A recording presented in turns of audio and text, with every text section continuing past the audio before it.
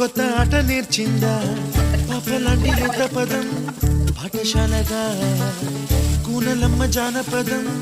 పల్లె దాటి వచ్చిందా చవళిల జానతనం పాట చూపగా కుంచెలో